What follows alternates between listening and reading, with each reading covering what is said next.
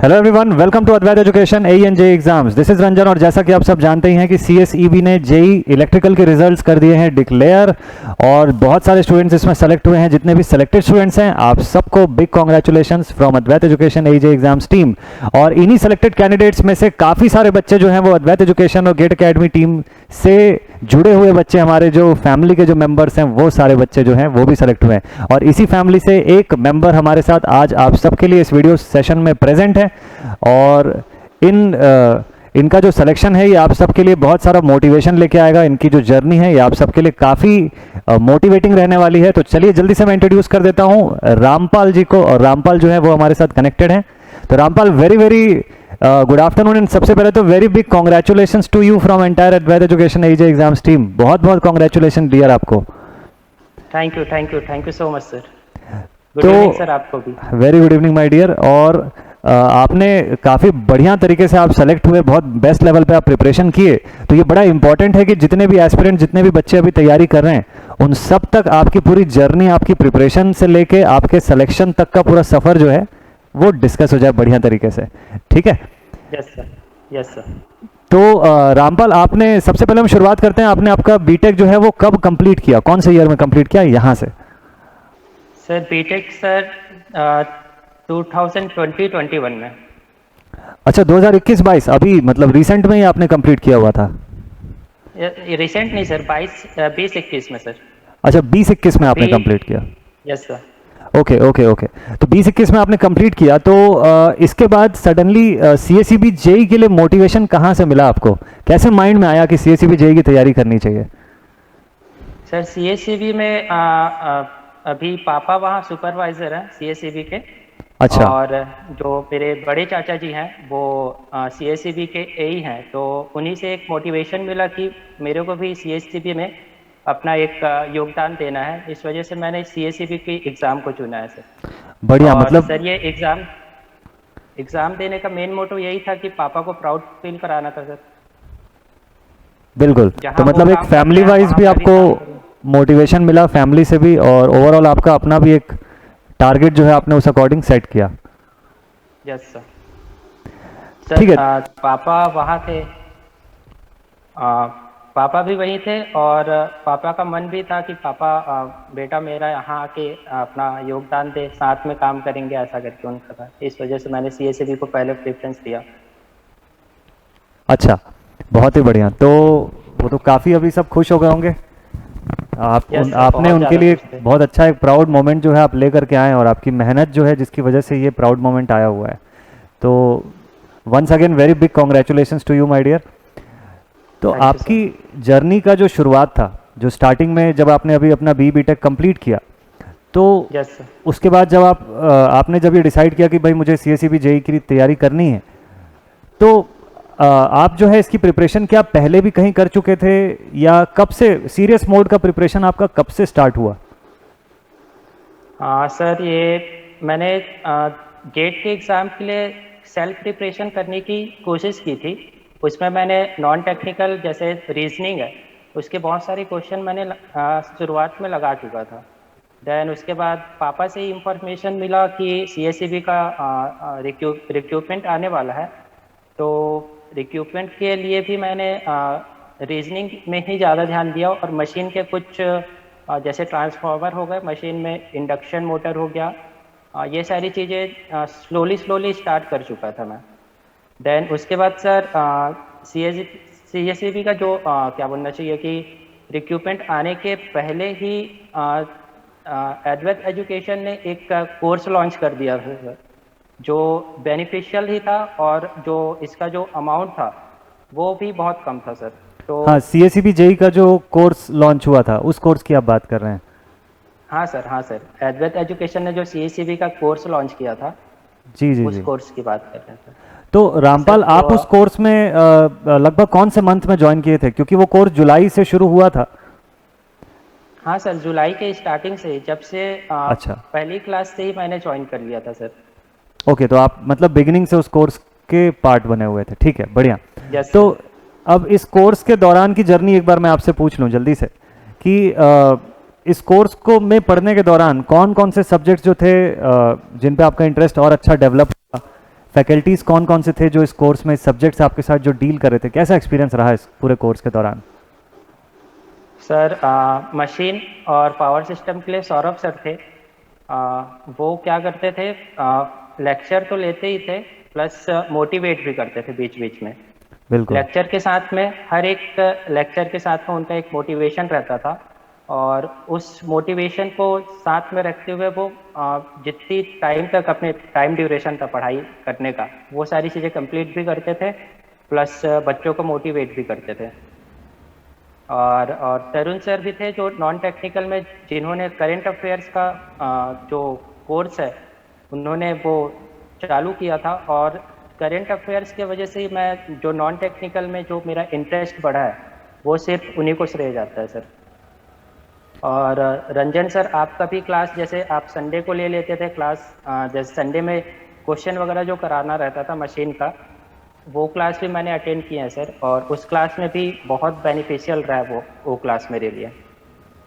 बढ़िया डियर। तो मतलब इस पूरे दौरान स्टडी कंटेंट के वाइज भी और ऐसा मोटिवेशन वाइज भी सारी चीज़ें जो है वो कंबाइंड फॉर्म में लगातार बनी रही। मैं ये पूछना चाहूँगा कि जैसे आप क्लास ले रहे थे तो उस दौरान मे बी आपने नोट्स वगैरह भी बनाया होगा, तो उसको लेके एक बार थोड़ा सा बाकी एस्पिरेंट्स को आप गाइड करेंगे कि क्या ज़रूरी होता है, किस तरीके से नोट्स बनाया आपने, कैसे नोट्स का क्रिएशन क्या मायने रखा आपके सिलेक्शन में? जैसे जो नोट्स के बनाने का तरीका है सर कि वीडियो के साथ साथ में ही आप नोट्स को बनाते जाएं। जैसे कभी कभार ये होता है कि कुछ बच्चे ऐसे करते हैं कि वो पीडीएफ का वेट करते रहते हैं कि पीडीएफ मिलेगा और हम वहाँ से नोट करेंगे। सर ये हाँ। थोड़ा सा टाइम वेस्टिंग भी है, और थोड़ा सा क्या बोलना चाहिए कि थोड़ा कंज्यूम भी करता है टाइम। अगर आप वीडियो के साथ साथ में अगर नोट्स बनाते हैं तो आपका टाइम भी बचत होता है, और उसको आपको रिवीजन का टाइम भी मिल जाता है बाद में। बिल्कुल बिल्कुल, ये बिल्कुल सही पॉइंट है, बहुत बहुत सही चीज़ आपने बताई, क्योंकि लाइव अगर आप कोई भी बच्चा क्लास देख रहा है तो वो उसका सेल्फ मेड नोट्स बहुत मायने रखता है। तो आप मोस्टली क्या प्रेफर करते थे? आप मोस्टली लेक्चर्स को लाइव के लाइव ही देख पाते थे, या टाइम के कमी की वजह से आप उसको रिकॉर्डेड फॉर्म में देखते थे? क्या प्रेफर आपने ज़्यादा किया? नहीं, प्रेफर सर मैं लाइव देखना ही प्रेफर करता था, लेकिन कभी कभार होता था कि कुछ ऐसे सरकमस्टेंस आ जाते थे कि क्लास छोड़ना पड़ जाता था। तो कुछ ऐसे लेक्चर भी थे जो मैंने रिकॉर्डेड देखे हैं, लेकिन मैंने अपना प्रेफरेंस यही रखा कि ज़्यादा से ज़्यादा जो लेक्चर है वो लाइव देखूं। ओके, बढ़िया। तो अच्छा रामपाल, एक और मैं चीज़ आपसे अगर पूछूं, क्योंकि काफ़ी सारे बच्चे ये चीज़ जानना चाहते हैं कि जब आप अपने कॉलेज टाइम में आप जब पढ़ाई कर रहे थे, आपके कॉलेज के पूरे सेमेस्टर्स के एग्रीगेट्स के हिसाब से ओवरऑल अगर मैं पूछूं आपसे, तो आप खुद को किस लेवल पे स्टूडेंट, एज अ स्टूडेंट आप रेट करते हैं? मतलब एक ब्रिलियंट स्टूडेंट के तौर पे, एक एवरेज स्टूडेंट के तौर पे, किस जगह पे आप खुद को देखते हैं? सर मैं एक अपने कॉलेज में एवरेज स्टूडेंट था, या बोल सकता हूँ बिलो एवरेज भी बोल सकते हैं, क्योंकि लॉकडाउन से पहले जो भी सेमेस्टर के एग्ज़ाम हुए हैं उसमें मैंने मार्क्स 65 के अराउंड ही जो मार्क्स है वो गेन किया हुआ है सेमेस्टर में। लॉकडाउन के बाद से कुछ टाइम मिला, और टाइम के साथ में कुछ प्रिपरेशन करने का मौका भी मिला है, जिस वजह से मैंने सीएसईबी और गेट के जो कट ऑफ है उसको क्लियर कर पाया हूँ, उस वजह से मैं। तो मतलब आपने उस सर अपने लॉकडाउन आप को के टाइम को बहुत प्रॉपरली यूटिलाइज किया, बहुत अच्छे से मैनेज किया, और देखिए आप आज के डेट में आप इतने बेस्ट लेवल पे सेलेक्ट हुए हैं। सो ये बहुत ही बिग थिंग है, बहुत ही बिग थिंग है टू अप्रिशिएट। तो अगर मैं ये पूछूं कि आपका मतलब ये सीएसईबी जेई के एग्जामिनेशन में ये आपका पहला अटेम्प्ट था इस बार, है ना, जैसा कि आपने बताया? Yes first attempt. तो कोई एस्पिरेंट अगर जैसे पहली बार प्रिपरेशन कर रहा है, फर्स्ट टाइम प्रिपरेशन कर रहा है, तो उसके लिए आपका सजेशन क्या होगा? क्या सजेशन होगा आपका इस रिगार्डिंग? मेरा सजेशन ये रहेगा कि सबसे पहले तो आप सिलेबस को एनालिसिस करें, जो भी अकॉर्डिंग टू जो भी सिलेबस है उसको एनालिसिस करें कि उसमें क्या चीज़ है, क्या चीज़ हमें पढ़ना है और क्या चीज़ छोड़ना है। जैसे अभी जेई के एग्ज़ाम में ऐसा था कि इसमें से जो कंट्रोल सिस्टम और सिग्नल एंड सिस्टम, इसमें इस वाले पेपर में नहीं आए थे, और जब भी पेपर में आते थे तो 1 या 2 क्वेश्चन ही आते थे। तो बिल्कुल अगर वो चीज़ें अगर हम सिलेबस के अकॉर्डिंग पढ़ें तो बहुत सारी चीज़ें ऐसे हैं जो हमारा टाइम बचा सकती हैं, और हम और दूसरी चीज़ों के लिए रिवीजन में अपन जो भी टाइम है उसको यूज़ कर सकते हैं। बिल्कुल, ये ज़रूरी भी है ये चीज़। और ये पूरे पढ़ने के दौरान जैसे काफ़ी सारे सब सब्जेक्ट्स भी थे, है ना? बहुत सारे पूरे वाइड रेंज में पूरे सब्जेक्ट रहते हैं, तो आपने क्या यस प्रायोरिटाइज़ किया था? आपने मतलब प्रायोरिटी सेट किया था कि ये सब्जेक्ट मैं पहले पढ़ूंगा और इन सब्जेक्ट्स को बाद में, या कुछ और अलग कुछ स्ट्रैटेजी थी? आपकी स्ट्रैटेजी क्या थी पढ़ने के समय? सर, स्ट्रेटजी मेरी यही थी कि जो लाइव लेक्चर है, क्योंकि मैं पूरा का पूरा डिपेंड था लाइव लेक्चर, मतलब जो भी एडवर्ड एजुकेशन के जो लेक्चर हैं उसके ऊपर डिपेंड था। तो मेरा पहला था कि जो लाइव सेशन है उसको मैं अटेंड करूं, और अटेंड करने के बाद उसके नोट्स को रिवाइज करते रहूं, और हर संडे के संडे उस चीज़ों को रिवाइज करने के साथ साथ जो सेल्फ प्रिपरेशन है खुद से, क्योंकि सेल्फ प्रिपरेशन भी बहुत ज़रूरी है। अगर हम पूरा का पूरा डिपेंड रहते हैं किसी भी इंस्टीट्यूट पे, तो वो पॉसिबल नहीं है कि थोड़ा सा क्या बोलना चाहिए कि कुछ ऐसे लेक्चर भी है जो अपने को छोड़ने पड़ जाते हैं। और ये सब बोलना है कि क्या कुछ लेक्चर को छोड़ भी सकते हैं, और कुछ ऐसे लेक्चर है जो उसको बार बार देखना पड़ता है और बार बार देख के सीखना पड़ता है। तो ऐसे कौन से सब्जेक्ट्स आपको लगे जिन पे ज़्यादा अच्छे से फोकस करना ज़रूरी है, और जो फोकस करना आपको एग्जामिनेशन में भी काम आया? हाँ सर, ये सर मशीन के जो थे, मशीन और मेजरमेंट, मैंने एनालिसिस किया था पेपर। जैसे 2-3 दिन लग गए मुझे एनालिसिस करने में कि कहाँ से कितने टॉपिक से कितने क्वेश्चन आ रहे हैं।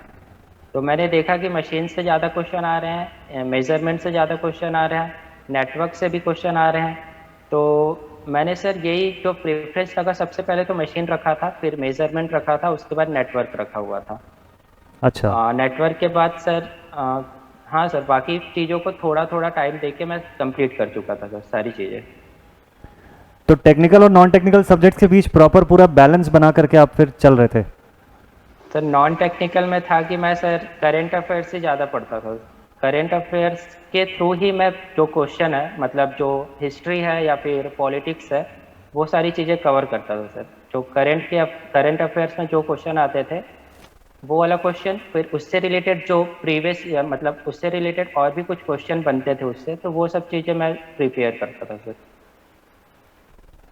ओके रामपाल, ये तो बहुत ही बढ़िया था कि आपने मतलब, तो ओवरऑल में ये समझो कि आप पूरा थॉरली सभी सब्जेक्ट्स को साथ लेकर के चल रहे थे, बस कुछ सब्जेक्ट्स पे थोड़ा सा ज़्यादा स्ट्रेस देने की ज़रूरत होती है इस एग्जामिनेशन के yes point of sir. View से।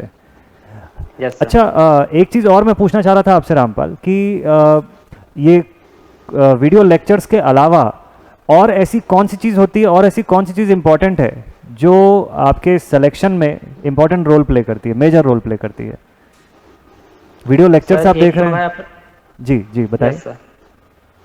एक तो है अपना सेल्फ डिसिप्लिन रहना सर। सेल्फ डिसिप्लिन रहेंगे तो अपने लिए ये बेनिफिशियल है कि सेल्फ डिसिप्लिन से अपन कहीं भी कुछ भी होता है तो भटकते नहीं है कहीं से भी। डिसिप्लिन रहना ज़रूरी है सर। रेगुलर क्लास अटेंड करना ज़रूरी है सर। प्लस एडिशनल जो क्वेश्चन जो लगाने वाले बुक हैं, जैसे कि जेबी गुप्ता हो गया, और भी बुक हैं, लेकिन मैंने जेबी गुप्ता प्रेफर किया है, इस वजह से मैं सजेशन करता हूँ कि जेबी गुप्ता के कुछ ऐसे क्वेश्चन हैं, मतलब जो जेई लेवल के क्वेश्चन हैं, उसको आप बना के देख सकते हैं, उससे क्वेश्चन आने की संभावना भी रहती है। अच्छा, तो ये बुक वगैरह का जो रिकमेंडेशन था, ये आपको किससे मिला, कैसे गाइडेंस मिला कि आपको कौन सी बुक कैसे रेफर करनी है? सर, सौरभ सर ने ही क्लास के ड्यूरेशन में उन्होंने बुक रेफर के बारे में बता दिया था, बुक के बारे में कि कौन से बुक से क्वेश्चन आते हैं, अच्छे अच्छे मतलब क्वेश्चन आते हैं और फंसते हैं। तो सौरभ सर ने जेबी गुप्ता बताया हुआ था, और भी सर थे, जैसे तरुण सर ने बताया था नॉन टेक्निकल के लिए कि अच्छा। आपको नॉन टेक्निकल के लिए जो बुक आती है, क्या बोलना चाहिए, कौन सा बुक है, एक कोई बुक है सर नॉन टेक्निकल के लिए, वो सब बिल्कुल चीज़ें बिल्कुल। प्रिफर करने के लिए बोला हुआ तो था, अभी फैकल्टीज माइंड में मतलब नहीं आ टाइम टू रहा है। टाइम आपको जैसा गाइड कर रहे थे, बुक्स नोट्स ये सब के रिगार्डिंग, ये इफेक्टिव रहा मतलब? यस सर, बिल्कुल सर, बहुत इफेक्टिव था। और रामपाल, जैसे कि वर्कबुक को लेके भी बच्चे काफ़ी पूछते हैं, काफ़ी उनके माइंड में एक रहता है कि हम अगर वर्कबुक सॉल्व करें, वर्कबुक पे फोकस करें जो हर सब्जेक्ट के साथ प्रोवाइड होती है पीडीएफ में, तो ये कैसा रहता है, ये आपके हिसाब से ये कितना बेनिफिशियल रहता होगा? सर, वर्कबुक ही है, मतलब अगर कोई चाहता है कि मेरा सिलेक्शन हो तो उसको ज़्यादा इधर उधर करने की ज़रूरत नहीं है। जो एजुकेशन जो इंस्टीट्यूट है वो अगर वर्कबुक प्रोवाइड कराता है, उस वर्क बुक को ही अपन एक दो बार पढ़ ले या एक दो बार सॉल्व कर ले तो वो सफिशियंट होता है हमारे जो एग्ज़ाम को निकालने के लिए, मोर देन सफिशियंट सर। बढ़िया। तो नोट्स, कंटेंट, ये सारा कुछ पूरा कंबाइन करके आपको काफ़ी अच्छा लगा, मतलब बेनिफिशियल रहा। मैं यस सर। अब आपसे थोड़ा सा और आगे लेके जाके एक उस समय की फीलिंग आपसे जानना चाहूँगा, जब आप एग्जामिनेशन लिख रहे थे, जब आप पेपर दिला रहे थे, उस समय माइंड में क्या चल रहा था? उस समय क्या लग रहा था आपको? क्या उस समय समझ आ गया था कि सेलेक्ट हो जाएंगे आप, या क्या लग रहा था माइंड में, क्या चल रहा था उस टाइम? सर माइंड में तो था कि सर पॉसिबिलिटी थोड़ी कम लग रही थी क्योंकि 3 सेट में हुए थे, 5, 6 और 10 तारीख के एग्ज़ाम थे ना हम्म। जनवरी में। तो 10 तारीख का एग्ज़ाम था और थोड़ा टफ था वो पेपर। टफ के बाद एग्ज़ाम दे के आए तो मार्क्स भी पर डिस्कस करना हुआ दोस्तों से। तो 5 और 6 तारीख वाले जो बच्चे थे उन्होंने बोला कि हमारा पेपर अच्छा गया है, हमारा पेपर इजी था।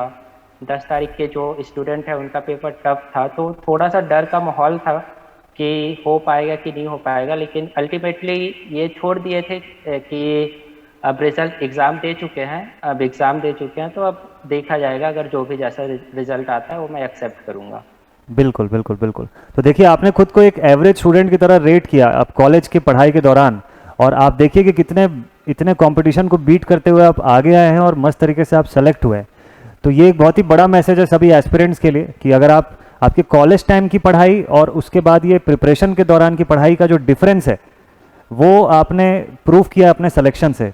तो इस बारे में क्या बोलना चाहेंगे आप? जैसे कोई बच्चा अगर कॉलेज टाइम तक एवरेज स्टूडेंट है, तो और वो डीमोटिवेट हो जाता है कंपटीशन को देख करके, तो उसके लिए आपका सजेशन क्या रहेगा? सर सजेशन यही है कि सबसे पहले तो डीमोटिवेशन जो आता है बच्चे के ऊपर, वो डीमोटिवेशन इसलिए आता है कि थोड़ा सा सेल्फ प्रिपरेशन वो कम करते हैं। जैसे कि मेरा भी था कि जब कॉलेज के ड्यूरेशन में था कि सेल्फ प्रिपरेशन बहुत कम हो पाता था, इस वजह से थोड़ा सा डिमोटिवेशन भी आता था। लेकिन जैसे ही मेरा बेनिफिशियल जो मैं बताऊं, मैं लॉकडाउन जो था, लॉकडाउन में मैंने अपना जो टाइम है उसे बेहतरीन तरीके से यूज़ किया हुआ है। इस वजह से बोल सकता हूं कि मैं जो प्रिपरेशन है, लेवल का प्रिपरेशन है, आप उस टाइम पे ज़्यादा अच्छे से कर सकते हैं जब आपको समय ज़्यादा मिल रहा है। जैसे बिल्कुल लॉकडाउन के समय में मैंने प्रिपरेशन किया तो उस समय कॉलेज का भी उतना वो नहीं था, क्या बोलना चाहिए, प्रेशर नहीं था कि कॉलेज के लेक्चर अटेंड करने हैं। तो वो प्रेशर रिलीज किया और प्लस अपने जो सेल्फ जो एनालिसिस है कि मैं क्या कर सकता हूँ, वो एनालिसिस करना मेरे लिए बहुत ज़रूरी था और मैंने किया वो। और अभी जो है बस उसी की वजह से हूँ सर। बिल्कुल, क्योंकि फर्स्ट अटेम्प्ट में ये एग्जामिनेशन क्लियर कर लिया आपने। अभी मतलब आपने प्रिपरेशन शुरू किया और 6-7 महीने की प्रिपरेशन के बाद आपने एट वंस क्लियर कर लिया, तो बहुत बिग एग्जाम्पल आपने सेट किया हुआ है। बहुत ही बढ़िया ये चीज़ है। तो थैंक यू सर। अब आफ्टर दिस, अब एग्जामिनेशन के दौरान पे आपको ये लगा कि ठीक है, अब सिलेक्शन जो है उसका आप वेट कर रहे थे, पेपर आपने अपने तरफ से दिलाया था बढ़िया। अब पोस्ट सिलेक्शन आगे, आप अब आपका डीवी जो है उसका प्रोसेस होने को है। तो अब ज़्यादा टाइम ना लेते हुए मैं आपसे बस एक और बेसिक सा चीज़ पूछ लेता हूँ सभी एस्पिरेंट्स के बिहाफ में, जितने बच्चे अभी तैयारी करना शुरू करेंगे अगली बार ऐसे किसी एग्जामिनेशन के लिए, उन सभी बच्चों के लिए अगर मैं आपसे पूछूं कि जैसे प्रिपरेशन के दौरान कई बार ऐसा होता है कि कोई क्वेश्चंस नहीं बन रहे हैं, या कहीं पे डिफ़िकल्टी आ रही है, या कुछ पॉइंट हमको नहीं समझ में आ रहा है, तो ऐसी चीज़ों को कैसे फाइट करना चाहिए, ऐसी चीज़ों से कैसे ओवरकम करना चाहिए, इस बारे में आपका सर सजेशन? ये सर ये टैकल करना यही है कि उसको आप बार बार पढ़ो। जो भी चीज़ समझ नहीं आ रही है उसको आप बार बार पढ़ो। अगर एक बार में समझ नहीं आता, दूसरे बार में समझ नहीं आता, तीसरे बार में आपको ऑटोमेटिकली समझ में आ जाएगा। प्लस आपको जो लेक्चर है, या फिर आप ये वाले जो लेक्चर है, जो लाइव लेक्चर चलते हैं, उसके बाद में जो रिकॉर्डेड फॉर्म में भी लेक्चर आते हैं या पीडीएफ फॉर्म में, तो आपसे कुछ छूट जाता है तो आप उस पीडीएफ से भी आप प्रिपरेशन थोड़ा बहुत क्या करते हैं, जो छूट चुका है आपसे वो प्रिपेयर कर सकते हो। प्लस कि आपको अगर कुछ समझ में नहीं आता है, गलती से ये होता है कि कुछ चीज़ें समझ में नहीं आती है, कोई टीचर पढ़ा रहा है और समझ में नहीं आ रहा है, तो आप एक क्या बोलना चाहिए, एक गूगल है अपने पास, प्लस यूट्यूब में और भी बहुत अच्छे अच्छे लेक्चर हैं, उनसे जाके आप एक बार प्रेफर कर सकते हो वो चीज़ें, या अच्छी बुक प्रेफर कर सकते हो जिससे आपको ईजिली अच्छे से समझ में आ जाएगा। और अगर आप एक ही चीज़ों को 2-3 बार पढ़ोगे तो वो चीज़ें आपको ऑटोमेटिकली समझ में आएगी, चाहे वो कितना भी टफ हो। और जो अपना जेई है, जेई के लिए तो आपको ज़्यादा थ्योरी पे ज़्यादा ध्यान देना ज़रूरी है। न्यूमेरिकल भी है, लेकिन न्यूमेरिकल उस लेवल पे नहीं आते हैं कि आपको आपसे सॉल्व ना हो, वो बस फॉर्मूले बेस्ड होते हैं। इस वजह से आपको सिर्फ थ्योरी पे ध्यान देना है, थ्योरी के बाद में आपको न्यूमेरिकल सॉल्व करने हैं उसी से रिलेटेड, और इतने ही काफ़ी है सर। बिल्कुल बिल्कुल बिल्कुल। तो और लास्ट मोमेंट का रिवीजन जो है, आखिरी समय का रिवीजन लगभग एक स्टूडेंट को कितने दिन पहले शुरू कर देना चाहिए आपके अकॉर्डिंग? सर जैसे ही नोटिस आता है या डेट आता है एग्जामिनेशन का, उससे पहले सर प्रिपरेशन तो पहले से ही मैं तो बोलता हूँ कि आप हर संडे को एक टाइम शेड्यूल बना लीजिए कि मुझे जो इस वीक में पढ़ाया गया है उसे मैं रिवाइज करूँगा। अगर आप वो डेली के डेली हर वीक करते हैं तो आपको बाद में बर्डन नहीं पड़ेगा। ये बिल्कुल प्रिपरेशन हम महीने भर पहले भी कर सकते हैं सर, लेकिन थोड़ा सा बर्डन आ जाता है सर। महीने 2-1.5 महीने पहले अगर रिवाइज करने की जरूरत करते हैं तो जो पिछला पढ़ा हुआ चीज़ है वो भूल जाते हैं, मतलब कि थोड़ा सा उसमें टाइम ज़्यादा ले लेते हैं। हाँ। अगर उसको Sunday by Sunday her Sunday करते हैं तो वो टाइम कंज्यूमिंग है सर, टाइम कम लेगा वो सब चीज़ें। बहुत ही बढ़िया, तो एक बहुत बढ़िया स्ट्रैटेजी भी आपने बताया सारे स्टूडेंट्स के लिए।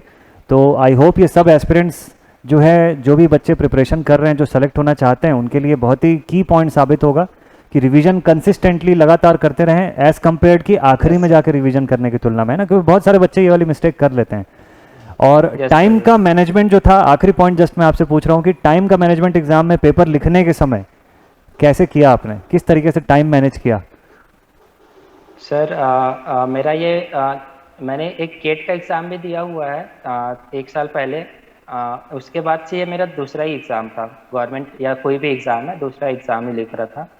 तो स्ट्रैटेजी उतनी अच्छी नहीं थी मेरी, फिर भी मैंने सबसे पहले नॉन टेक्निकल के जो करंट अफेयर्स के जो जितने क्वेश्चन बन रहे थे वो मैंने फटाफट सॉल्व कर लिए। उसके बाद मैंने सीधा जो टेक्निकल है, मेरा कोर सब्जेक्ट है, उस पर गया, और वो सब्जेक्ट में जाने के बाद जो मेरे से बन रहा था उसको मैं कंटिन्यूसली बनाते गया, और जो नहीं बन रहे थे उसको छोड़ते गया। लास्ट में मैंने जो जो जैसे न्यूमेरिकल भी थे तो न्यूमेरिकल को भी छोड़ते जा रहा था कि न्यूमेरिकल ये बन जाएगा मेरे से, मैं इसको थोड़े टाइम बाद, मतलब कि जब जो थ्योरी पार्ट हो जाएगा मेरा, उसके बाद मैं प्रीवियस आकर उसको मैं सॉल्व करूँगा, ऐसा करके मेरी स्ट्रैटेजी थी। और पार्ट बाय पार्ट मैंने नॉन टेक्निकल टेक्निकल को पार्ट दिया था कि टेक्निकल के लिए इतना टाइम देना है और नॉन टेक्निकल के लिए इतना टाइम देना है। प्लस सर कभी मेरे एग्ज़ाम में ऐसा बोलूँ तो मेरे को जो न्यूमेरिकल थे, जो 10 तारीख के न्यूमेरिकल थे, थोड़े से टफ लगे थे, तो मैंने टाइम वेस्ट वहाँ भी किया है। मैं सजेस्ट करना चाहूँगा कि अगर आपसे कोई क्वेश्चन नहीं बनता है तो आप उसमें ज़्यादा टाइम वेस्ट ना करें, और जो आने वाले जो क्वेश्चन है उसको सॉल्व करने की कोशिश करें। बहुत ही इंपॉर्टेंट और बहुत ही बेस्ट वे में आपने सजेशन दिया सभी स्टूडेंट्स को। आई होप ये सबके लिए बहुत यूजफुल साबित होगा।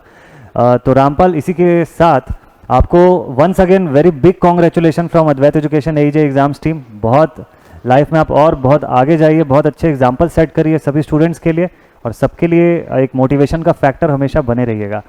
तो इसी के साथ अब ये सेशन यहाँ पर करते हैं एंड। आप हमारे साथ कनेक्ट हुए, सब स्टूडेंट्स को इतना बेस्ट वे में आपने अपनी स्ट्रैटेजीज और सारी चीज़ें बताई, उसके लिए वेरी वेरी थैंक्स।